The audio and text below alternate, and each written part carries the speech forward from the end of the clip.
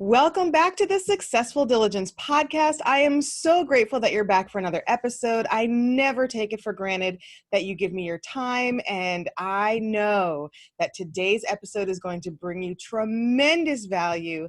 I have a very special guest with me all the way from Spokane, Washington. His name is Ryan Sawyer, and he is a former football college coach who turned personal development coach, author, and speaker. And he has a new book coming out this week, actually, as of the recording of this episode. And the book is called Choice Point: Break the Cycle of Self-Sabotage, Accelerate Your Growth, and Realize Your True Potential. In the book, Ryan tells the story of his battle with depression and anxiety as a national champion collegiate football coach, and how keeping his secret nearly cost him his marriage and family. He shares about his journey of self-realization, the 8 principles of transformation, and the tools and practices that anyone can use to completely shift every area of their life. Along the way, Ryan became a certified Unbeatable mind coach and Q Effect facilitator along with his wife, Heidi. He also went on to become certified as a Kokoro Yoga Instructor. I've never heard of that type of yoga. Nice job. You got it right. He's also an Oxygen Advantage breath coach and Meditation and Mindfulness Teacher, certified in all of those. Ryan and Heidi own IHP Coaching, where they support both couples and individuals in their own growth journeys and in unlocking their 20 times potential. That is cool. They both live, obviously, together in Spokane, Washington, with their 2 children and labradoodle Rocky. Great name. During his transformation, Ryan also built a residential painting business that he continues to own and operate today. Ryan, you are a busy young man. That whole thing sounds overwhelming. Can we eliminate a few of those things? It sounds awesome, and you are awesome, and I'm so glad to have you on the show. Welcome. Well, thank you so much for having me. Now, I know that was a very comprehensive bio. However, that is not the totality of who you are. So for my listeners who are not familiar with you, just give a little bit of background about sort of who you are and how you came to this point in your journey. Yeah, so I'll just give you some context into the story a little bit. Obviously, hearing the fact that I was a collegiate football coach, I was coaching my last 8 years of my coaching career was at Eastern Washington University here in Spokane, or just outside of Spokane in Cheney. And I was there from 2008 to 2015. Then I met my wife here when I moved to Spokane. And when I look back on that coaching career, I wouldn't have done it for a day less or a day more. Mm. And it's something that growing up, I always had the dream of being a college football coach. And even in my early teen years, I remember telling my father that someday I wanted to be a national champion. And we were lucky enough to actually fulfill that goal. In 2010, we won the national championship. So at that point in time, looking at my life from the outside in, I got married just a few short months after we won the national championship. I mean, life is perfect, right? And we then shortly in 2012, we had our firstborn son, Colton, and then 17 months later, our daughter, Haley. And that's when things really began to shift, was in 2012 for me. I started to not find this dream job, this job that I tell people all the time, the greatest singles job in the world, right? If you don't have a family, there's no better career in the world for a guy who loves sports and loves football and is just doing that every single day and doesn't want to do anything else with their life anyway. But now I wanted to be a father. I wanted to be home. I wanted to be present. I remember growing up and my dad was extremely busy, working crazy hours. And one of the first memories I have of my dad is the garage door opening and closing. Like that's legitimately a memory that I have. And so I remember being a young kid saying like, I want to be present. I want to be around more than he is. And we have a great relationship. I don't hold anything against him. It's just, I know I wanted something different. So when I had children, that really boiled to the top. And then what it uncovered, when you start to remove things, I started to work on myself. Okay. Once Heidi was pregnant, I started to look in the mirror. I was 70 pounds heavier than I am today. And so I started to, look at my nutrition and my diet and my exercise. And I started to remove, I gave up drinking alcohol, and because I used to be quite a drinker and all these things. And so I started to remove things from my life. And what happens when you start to remove things from your life, then the real underlining issues start to boil up to the surface. Right. Right. And now looking back on it, I can recognize very easily that I have dealt with depression and anxiety my entire life. Now I can look back to my early teens and even especially my late teens where I contemplated suicide, and went through my 20s where I did not sleep a wink. I mean, I legitimately went 4 or 5 days without sleeping it from time to time. And I functioned at a high level through all those years, but it was always in survival mode. Right. And so I find myself in 2012, 2013, that kind of window of being completely torn between home life and work life. And this anxiety and depression is continuously worsening. Just over time, it's getting worse and worse. And to the point where I had a hard time hiding it. I mean, it was interesting because I'd be at home, like standing at the top of the stairs, needing to walk down these stairs and thinking, all I got to do is get to the bottom of the stairs and then figure out what's next from there. Like, this is how small I had to compartmentalize my life just to get through my day. It was like, get your feet on the floor and do the next thing. But once I got to the coach's office, it was like running a program. No big deal, because I could just hit play and I could go into football coach mode and I could be rough and tough Ryan, and I could be default. total default. I could be loud and irritable and aggressive and, this is what we got to do to win type stuff. And I was good at that. And so, but the moment I walked back out the doors, or we had downtime in the office and I realized, man, I could be home with my kids right now. It just tore me apart. So it got to a place where there was about a 3 to 6 month period where these anxiety attacks were just like becoming overwhelming. And I started actually having them on the sidelines during games. And I have a pivotal role as a coach where I'm signaling the defense, and I got the headphones and I'm getting the call from the defensive coordinator. And there was a few times where like I lost vision, I'm going down. And, I was able to regain my composure to continue to do my job. But I noticed that I was not performing the way that I was accustomed to. Like, it was harder to show up fully for my career. This is a problem now. This is now becoming a problem. And then at home, I was having a hard time hiding it. And eventually Heidi found me curled up in a ball. I'm doing the dishes and I started losing my vision. And just something, within what was going on in my mind and everything else that just created this constriction with my vision and with my throat, my chest. And I'm going down, like collapsing to the ground. And I crawl across the kitchen into the next room, trying to hide from my family so they don't see it, and Heidi comes around the corner, because even my wife did not know that I was battling. I was able to hide it from her. And so she sees me curled up in the ball in the corner of the room. She's like, what's going on? And I can't just play this one off, right? Right. Why is a little too dramatic there? Why is a grown man curled up in the ball in the corner of the room, got his head over his head in his hands? So I had to come clean, and so I told her about this battle I've been, with my whole life, and basically the theme of that conversation was this guilt, this underlying guilt that. Uh-oh. Looks like the sound went out. Is that, am I back? Yep, we're back. Sorry about that. Okay, so what did you the conversation was? So she basically, it was basically, hey, I'm not the man you think you married. And this is this underlying shame and guilt. So between trying to figure out, like, what is it that I need to do for myself to get healthy? Like, do I need to leave coaching? But if I do leave coaching, like, am I going to be able to find happiness? Just honestly, just completely seeking with no answers of any kind, And so that's kind of what led me to eventually walking away and being on this path of realization of just being a complete seeker to understand what's really happening in my mind, what's really going on. And developing the practices and the tools to free myself basically from this attachment to this story of depression, and eventually working my way out of it. And now being in a place years later where, it's a completely different experience of life, and wanting to share these principles and tools, because I recognize it's not the principles and the tools, the practices that we have developed and we have integrated into our lives.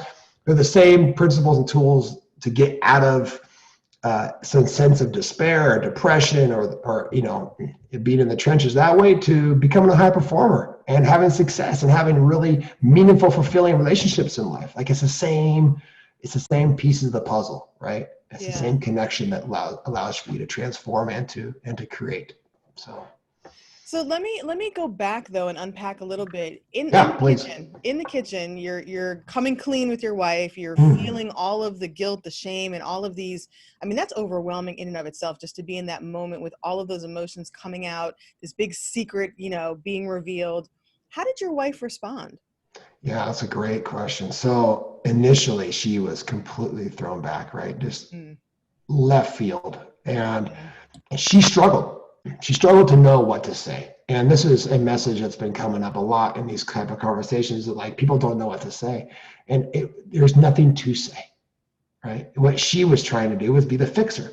So she'd see me down and she'd go, what's wrong? Well, asking somebody who is battling with depression, what's wrong? You might as well just drag your nails across a chalkboard, right? That's like the last question they want to hear. What isn't wrong? Yeah, right? Exactly. And so, it took her quite some time to learn how to just hold space and just listen and be there, right? But this led us down a very bumpy road.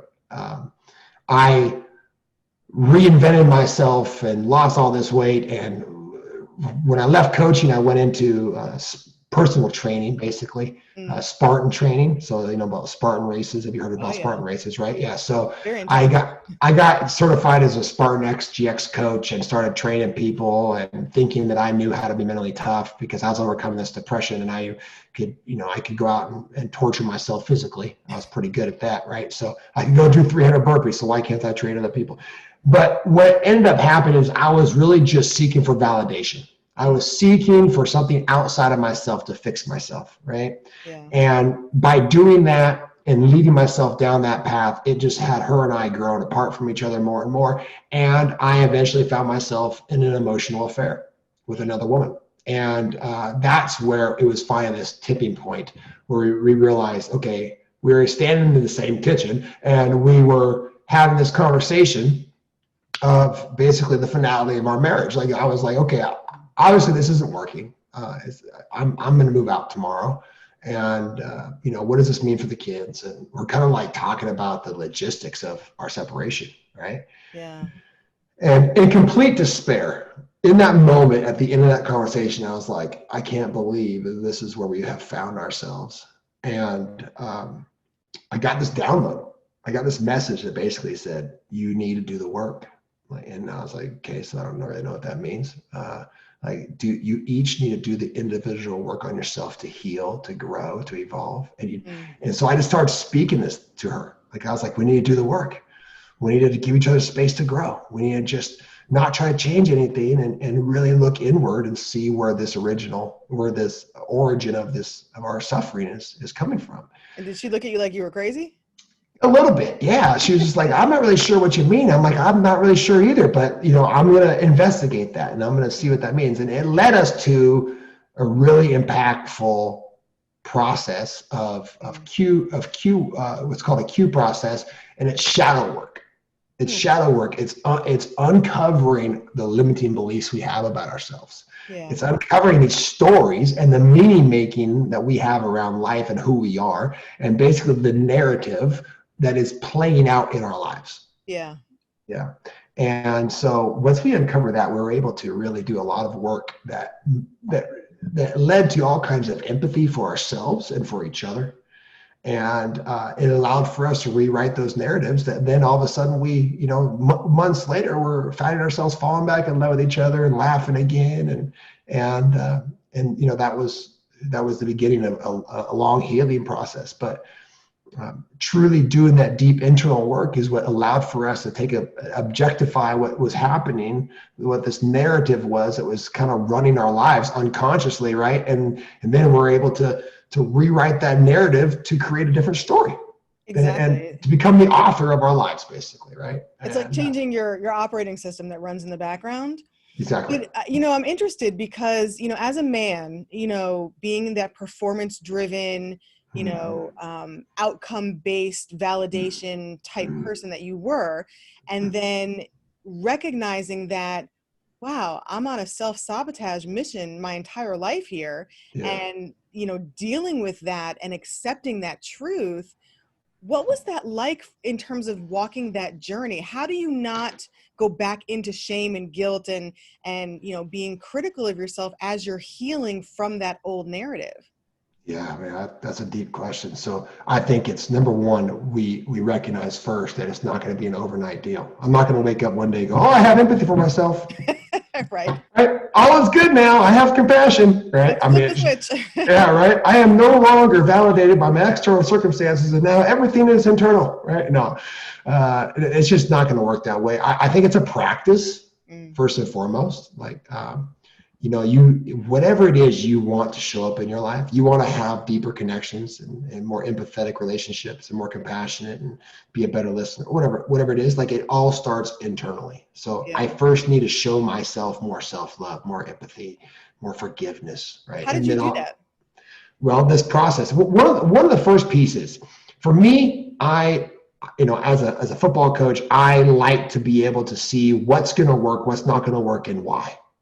Right. And so when I first started to kind of venture down the road of going, all right, I need to know what's going on in my psyche, in my mind, within my body, these sensations, what's happening, what's triggering all this. I dove into science. I dove into neuroscience like crazy, and cell reproduction and epigenetics. Right. And so I was just geeking out and going, oh, like there's this program, right? We are computers. Right. And so I have to just take this program out and rewrite it and install this one, right? And then therefore that's going to be my new experience. I mean, it sounds simple, but it's not. But but in all reality, it is kind of works that way. So a combination of multiple tools. Obviously, I did a ton of meditation, and I did guided meditation with Dr. Joe Dispenza was one of the things I did. I did this Q process where it's a 21-day process of uncovering limiting beliefs. You basically take the paper cuts of a day, like for example, being cut off in traffic.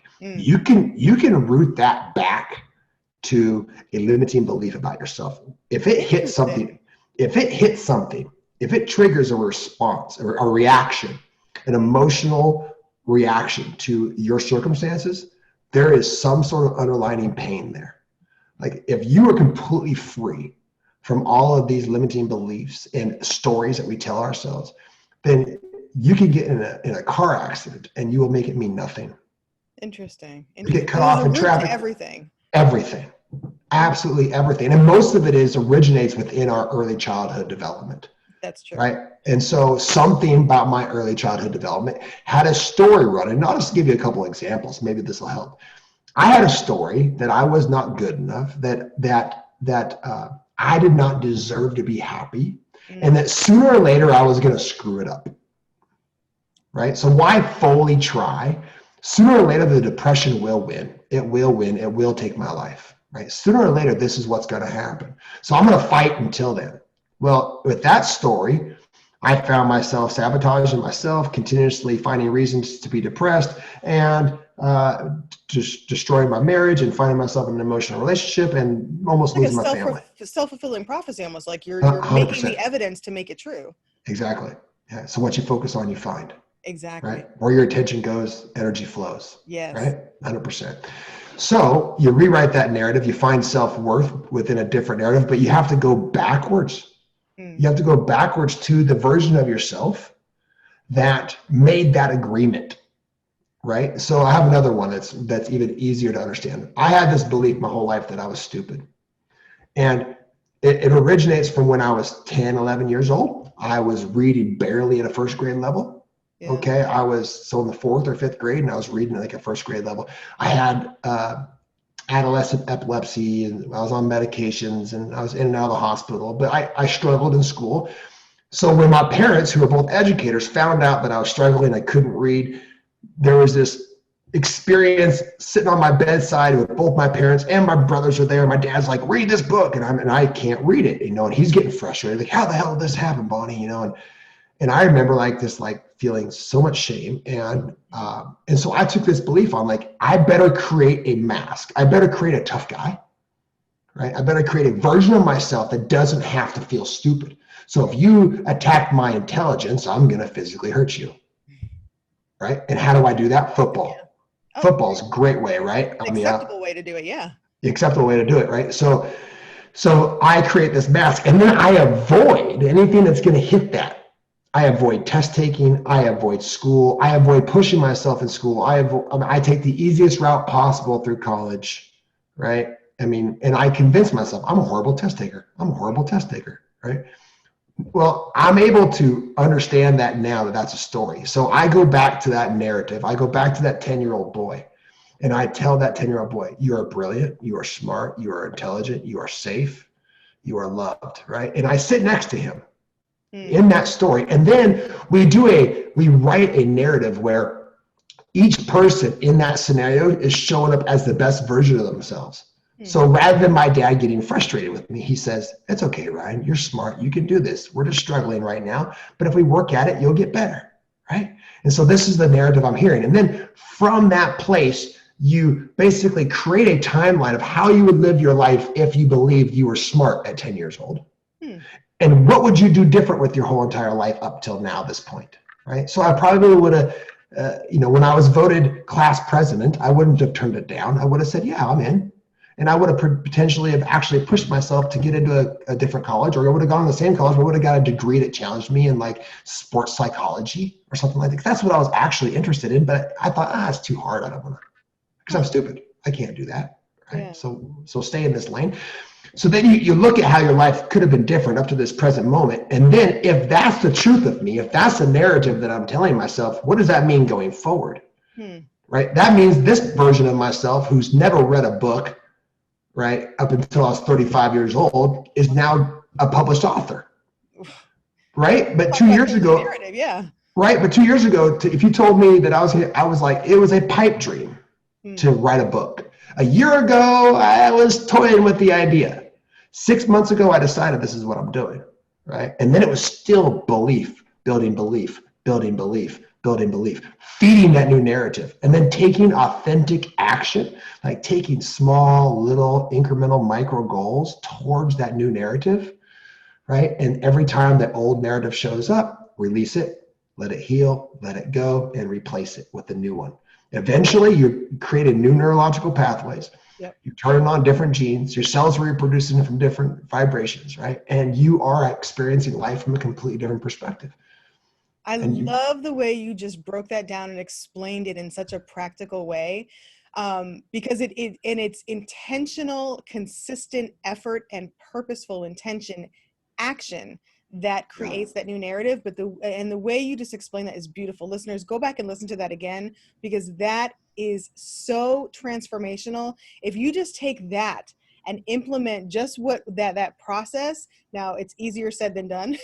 Right. Obviously. So there's mentorship in that.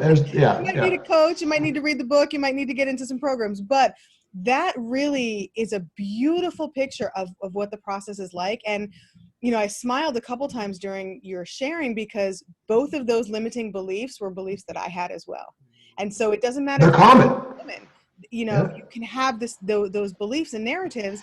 And it's interesting. I graduated from Columbia University with an Ivy League degree, still thinking stupid. I was still telling myself that story until 2 years postgraduate, when I finally decided to do the work, like you said, and change that narrative and change those limiting beliefs and understand the root of where it comes from. Because if you don't uproot it, then it's going to keep coming back. And so that's in different ways.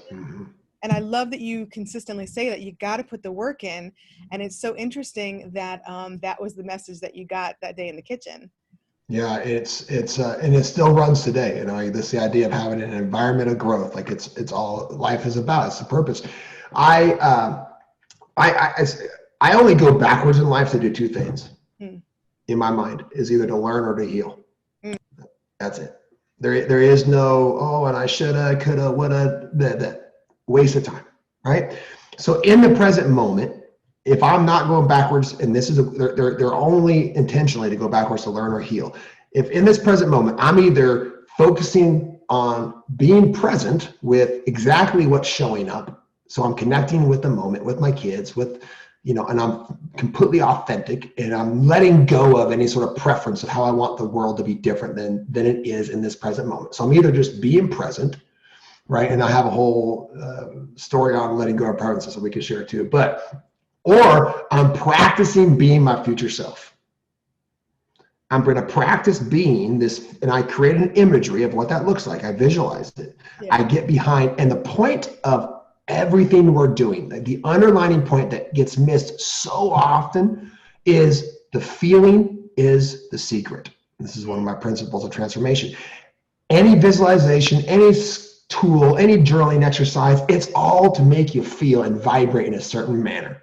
Like, that's the absolute point of everything. So I create this imagery of my future self. I then practice it in a seated position. So I take on like simple tools, like taking a shower, doing the dishes, like washing your car, doing these things that take zero brain power. You've done them a million times, and your mind tends to wander the most when you're doing something like taking a shower or doing the dishes, right? Because do you realize that you probably start soaping the exact same spot of your body every single time? Like your left arm at about the wrist, and you go up from, like, it's always exactly the same. It's just so repetitive. It's just unconscious. So I use those experiences to practice being in a vibrational match with my future self.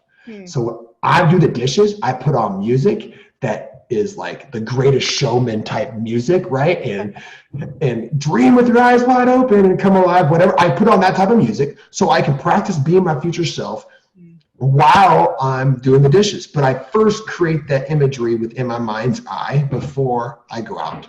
So then when hard moments show up, when challenges or obstacles show up, rather than being triggered and reacting from a place of a conditioned reaction, meaning reacting means I'm just acting the same way I did before that helped me get through that scenario, that made me feel safe or protected my stuff. Really what we're talking about is when I say I'm reacting, I'm keeping my triggers at bay as much as possible. So this, whether I'm blowing up or whether I'm shutting down or whether I'm getting quiet, whatever that reaction is, it's conditioned because I think it's going to keep me safe egoically or survival wise, right?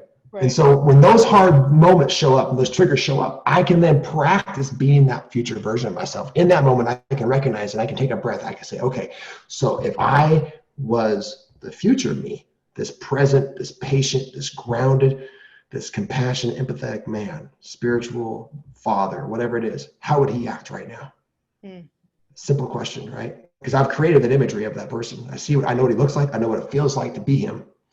And then in that present moment, I have a choice. That's a choice point, right? So now I have a choice to be that future me right now. That's fascinating. Like you're practicing the best version of yourself before it happens, but it allows you to walk into it because you've already seen it and you've been practicing it. Yeah, and this might go down a path, but I'm being urged to tell you about it. So maybe your audience needs to hear this. I don't know. But I even will go so as the day's unfolding and I'm recognizing, like, let's say I'm going from home to go check on a job site because I have a residential painting company, right? So I'm going to go check on a job site. I'm just going to go check in with the guys, see how they're doing. Well, there's kind of sometimes a little bit of the awkwardness when the boss shows up, right? So I will, in my mind, visualize myself being there and being completely open and being authentic with them and being supportive, rather than being confrontational and irritable or whatever the conditioned response is to be there on the job site, right? So when I roll up, that's who I get out of the car as. And when I'm feeling myself getting triggered because this door jamb wasn't sanded down the way I like it, I just say, hey guys, we need to do this. We need to make sure we hit these details. Rather than being like, what the hell, why didn't we do this? Because that's how, if I just leave life to chance, I'm gonna just react out of a conditioned response, right? That is so key. You don't want to leave life to chance. You want to be intentional and be empowered to create life rather than react to life. I love that. And so one of my favorite sayings that I created when I was writing my book was, a day without intention is a day left to chance. So every day, every moment. So like I'm coming home, same thing. I'm coming home, I'm parking in the driveway, and I recognize here's a transition in life. Here's me going from being out handling business to being home. And now the kids are going to expect my energy. So before I walk in the house, visualize it. See who, I'm talking about, I take 2 seconds, 3, 5 seconds, 10 seconds max, and just go, okay, who am I going to be when I walk in that door? Right. So when they show up and, daddy, they're jumping all on me, rather than that somehow annoying me because I'm not ready for that. I'm ready for that because that's what I'm expecting. I know that's what's going to happen. If it doesn't, fine. But I even got, just the other day, this is a practice that's beginning, is I visualize forward and I actually can predict based upon my current state what my reactionary state is going to be. So at 6 o'clock at dinner time, I can tell you whether or not I'm going to struggle with the kids going to bed or not. Because of my current state and how maybe the compound stress of the day, if I'm super peaceful and I've had a wonderful, spiritual day, then chances are nothing's going to affect me. But what we don't recognize, it's the compound stress of the day that leads to the sock being on the floor, pissing us off, right? It's not the sock on the floor, because yesterday the sock was in the same place, it didn't bother you. Right. So it's not the sock, it's you, right? Right. Right. And so I recognize I can kind of flash forward to like an hour in advance or a couple hours in advance or even a day in advance and go, oh, I see the tendency or I see the conditioned reaction for me to potentially get short with my kids at bedtime if they don't listen if they don't go to bed on time. And so in that moment, rather than letting that program play out, I actually will rewrite the program in my mind of being like, so when they do trigger me, because it's going to happen, I've already recognized that it's a probability, I'm going to react in this way. I'm going to respond. I'm going to take a breath and I'm going to have a conversation with them. And I'm going to make this a positive experience for them rather than a negative one. What a gift to your children. And, it makes me wonder though, as you've been talking, I've been thinking you're doing this incredibly transformative work, right? And you are becoming the best version of yourself. Is your wife also doing the same work parallel, or is she, do you share with her sort of the insights and the lessons you're learning? Do you teach her, how to rewrite her narrative? Like, what was that like in terms of walking the journey together? I love that story because this is a conversation that her and I have just started to have because we're actually starting to write a book together. Oh, very cool. It's going to be called Be Aligned. And basically it's the mess of not being aligned to find alignment, right? Because what we recognized was like, I would be doing the work and super in the flow and she would be kind of like ho-hum, right? And then I would have maybe a hard week or two and she'd be just blossoming and shining. And it was just back and this forth and this back and this forth. And I don't know if there's science behind it. I'm going to do some investigation. I'm going to figure it out. So I have some answers so I can build some practices around keeping us in this flow, right? You are a detective at heart. Oh shit, man. I love making myself the experiment. I love it. So, but no question that there's an ebb and a flow and she's at a different pace than I am. I'm a little bit more of a hard charger in the seeker world, in the spiritual concepts and in my practices with meditation and things of that nature. But what I will say is that she has all the same knowledge that I do. And so she can connect the same dots. So she's sometimes maybe a little bit slower to recognize some of those conditioned reactions, but she takes responsibility for them 100%. And how does that impact your relationship and your marriage? I mean, because you guys have been rebuilding and finding your way back. So how does that impact, the progress of that? Well, 100%, number one, the first thing it does is it allows empathy for each other. So when we see each other, whoever one of us it is, in a conditioned state of reactiveness, we love them through it. There's no judgment there. I'm not saying, oh, see, that's what's wrong with you or whatever, right? Which that's what I used to do. See, that's what you need to change about yourself if you want this marriage to work, right? That's right. That's how we used to be. And so now it's empathy first and foremost. So we give each other space and I let her come to her conclusion. I just go quiet when she's in this place. Well, the kids need to be doing this or whatever, right? It's marriage, it's raising a family, it's life, it's happening to all of us. To act like we're perfect in some way is crazy. And so I just kind of sit back and go, and she eventually goes, oh, damn you, and so and then she's looking inward and then she finds it and she rewrites that narrative. But this took years of ebb and flow to find this now where we are, where we both take full responsibility for our lives and for our own reactions and our responses and do the work internally. And we support each other in that fully. Yeah. And I it mean, speaks to the power of silence as well. You mentioned that, you go quiet and then let her kind of do her own processing in that moment without you responding or reacting. There's power in that pause and that silence, which is incredible. It's an incredible tool, I think, that we can use in relationships that we don't utilize as often as we could. I love that. I love silence, first of all. Like, I'm a silence junkie. Like, I love to sit down and just be in complete silence. But we are trying this new practice in our house of, before we respond to each other, react to anything going on in our environment, we have a one breath.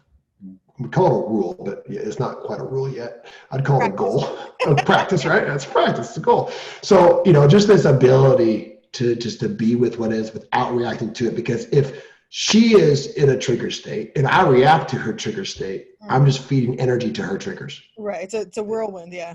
It's a complete whirlwind. Yeah. And that's what most of us live on, this carousel of triggers. Well, yeah, because most of us are not intentionally taking that time to be mindful. And the power of the pause is so profoundly, incredibly powerful and effective. So I love that you're practicing that. I'm wondering, and I think I know the answer to this before I ask it, but do you keep secrets anymore? Is your wife fully knowledgeable about all that's going on with you as a person and who you're becoming? Great question. I don't think I do. I used to keep a lot of secrets. I was very secretive, No, we are in pretty much constant, again, this has been over time, but we're pretty much in constant conversation of kind of what's going on internally and in our environment. There's, of course, there's some things I keep to myself. I'm kind of a seeker. Like, I've gone down quite a bit of paths with meditation and going beyond and things of that nature. So there's some things that get a little bit murky for myself. So I don't really bring those to the table. I leave those for like my meditation coach and things of that nature. But I might tell her a little bit about, like, oh, this is what I'm experiencing. I had this flash forward. I call them flash forwards, where I saw the evening played out in a certain way, and no shit, that's how it played out. And I didn't stop it. Like, I saw myself get triggered. And so we have those type of conversations all the time. We're always having those type of conversations about just like these ahas and these struggles and how can we let go of certain things or heal things. And I'm like, well, maybe it's time to do a cue worksheet, and so we do that. Cool. It's so it sounds like you're sharing life now, as before you were sort of walking two different lives, just living in the same house, but now you're actually sharing life together. You're in the same car on the road rather than being in two separate cars. I like that. I think it's one of the best pieces of advice that we got. We didn't have a great success in marriage counseling. We tried marriage counseling for quite some time. And it honestly, I felt like it didn't really move the needle for us, but there was one piece of the puzzle I think that was crucial. So that's maybe the only reason why we were there, was we didn't have to be on the same paths, but we had to both be vertically growing. Like, there's horizontal growth and there's vertical growth, right? And like, horizontal means like your trade or your skills or your craft, right? And vertical growth is like your emotional intelligence and your mental development. Like, if we're both emotionally becoming more intelligent, and we're both growing in our mental capacity and our mental toughness and our resiliency, then we will find alignment. We will grow back together, and there'll be potentially kind of this river that we're following. So I love this idea that you're talking about. It's kind of like being each having our own personal kayak. We're going down the same river. You know what I mean? We're going at about the same pace. I might be in front, then she's in front, and it's this beautiful dance in between the two of us, but we have our own boat, and so we're on that path together. And I think it's understand one of the pieces that I feel like is so important as a man. Personally, I take this on. Now, I'm not saying that other men should, but maybe you could kind of look inward and see if it resonates with you. Is my role as a man in my home is to create an environment of growth. And so first and foremost, that environment has to be internal within myself. Right. So if I want the kids to be more confident or to be more resilient or to be more seekers and more adventurous, then I'm like, okay, well, where am I not being adventurous in my own life? Like, where can I be more adventurous in my own life? Where can I be more of a seeker? Where can I do these things that then show up and then they begin to happen around us too, right? So creating that environment of growth within yourself, and then we can create it within our four walls, within our marriage, within our family, and then eventually, hopefully, within our communities, neighborhoods and communities, and so on Yeah. from Well, I mean, you there. can't teach what you don't know, and you can't know it unless you've experienced it. So you've got to go through it first, and then you know it, you own it, then you can teach it and share it. So I Love love that. that. I love that. So as we come to the close of our time, what are like 1 to 3 principles, concepts, thoughts that you really want the listeners to walk away from this conversation with? One piece is, and this is something that, is so important to understand, is we cannot see what we cannot see. Like when we're in a story, whatever you're experiencing, I've been there with severe suicidal depression. I mean, there's no way out of it, right? In that story, experience, I couldn't see any way out of it other than, you know, trying to just end it, right? So we can't see what we can't see. So we have to ask for help. We have to ask for somebody else who's been down a similar path. If you're trying to get out of that stuck space, or you're trying to move it forward and be successful as an entrepreneur, who can you reach out to? It doesn't have to be a coach, but a mentor, of some kind. But I believe in all of us reaching up at the same time reaching down. Like if every one of us was reaching up towards somebody who's doing something at a massive scale that we want to be doing, or setting a path or a trajectory that we're like, wow, I wish I was. Even all the way down to like, I recognize one of my good friends, who's an author as well. His name is Casey J. Cox. When I watched him operate as a father, I was like, that's the father I want to be. And maybe he is or he isn't the father that I built him up to be in my own mind, but it still created a model for me to chase after, of being really present and involved in these things that I wanted to be. So number one is just recognizing you can't see what you can't see, and to ask for help, to ask for mentorship. The other piece is to have complete patience and grace with yourself. It takes time. Somebody asked me this question yesterday or a couple days ago on a podcast. From the time that my wife found me was to today, it's been 6 years. Right? 6 years of pulling back veil after veil and asking powerful question after powerful question, and morning routine after morning routine, and meditation after meditation, and healing experience after healing experience, right? I mean, it's just, and to get to this place where, and understanding that you're always going to be growing. Like this growth is just always going to be happening, but to take it on incrementally, take it on just with this idea that we're going to get 1% better today than we were yesterday. And one of the most important pieces with that patience and grace is to celebrate the small wins, like to look for those victories along the way. Yeah. And the last piece I would say, based upon our conversation here, would be that we can't rewrite the narrative until we're ready to let go of the old story. We have to let go. And I have it actually here. The price of the new life is the old one.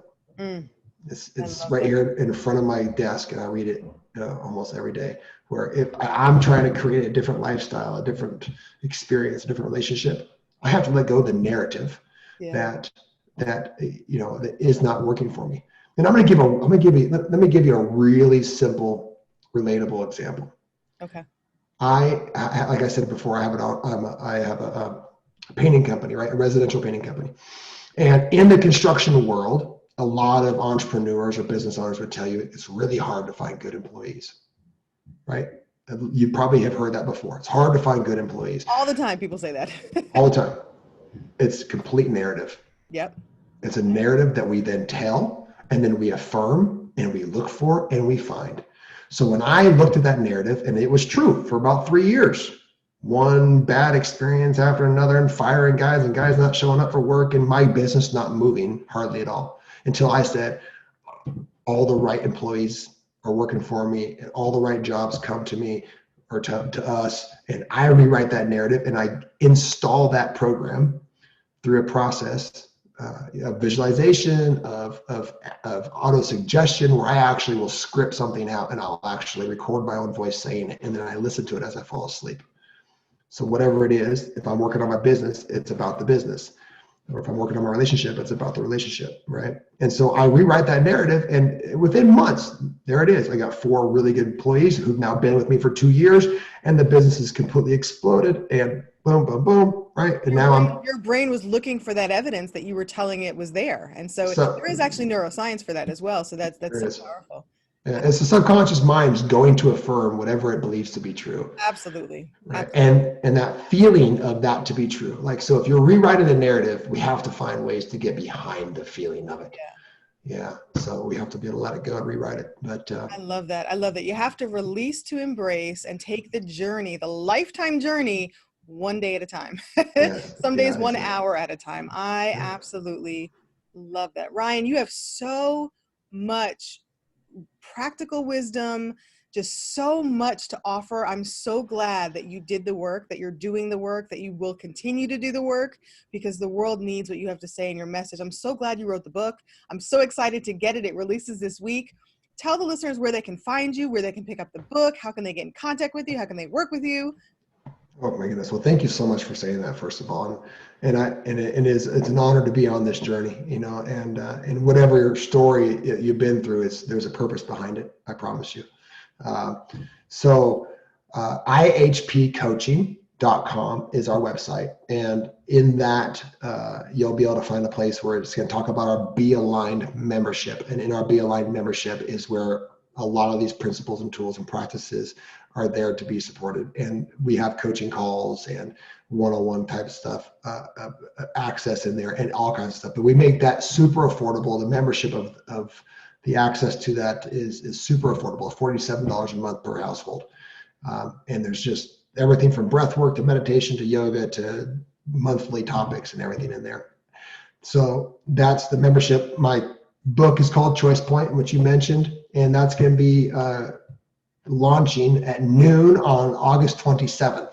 So Thursday, August 27th, that's my birthday. It's my 43rd birthday. Oh, exciting. So it's kind of a spiritual thing. That's why I did that. It's kind of this rebirthing. It's letting go of the old and welcoming in the new, right? Yeah. For my birthday. And so Well, listeners, go to Amazon on Thursday, the 27th, and get the book. It's really important on launch day that you get as many people to download the book and then read it and review it. read it, review it. No, thank you so much. I appreciate it. We don't. I'm not at all like attached to some sense of an outcome with the book, other than I really just have a legitimate desire for it to be in somebody's hands who needed to hear the message.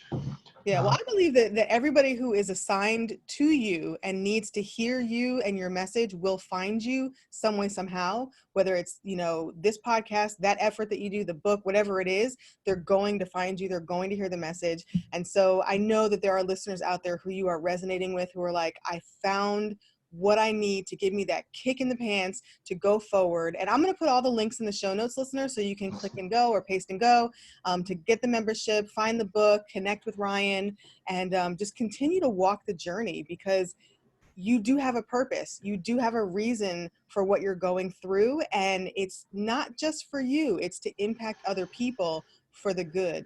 So I just love that. Ryan, you have been so incredibly profound on this episode. I think this is one of my favorite conversations. Oh, So well, I am thank you so so much. thankful that you have come on. We were able to make it happen. And I'm just so excited for all that's coming to you. Oh, thank you so much. Yeah, I urge people just to take one step at a time, go as far as you can see. It's all there is. So just if all you can see is 2 inches in front of your face, then go 2 inches. That's it.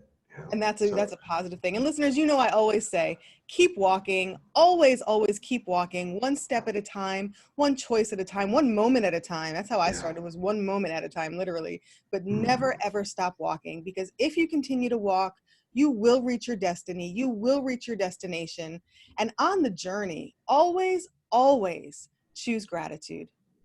Love that. Thank you so much.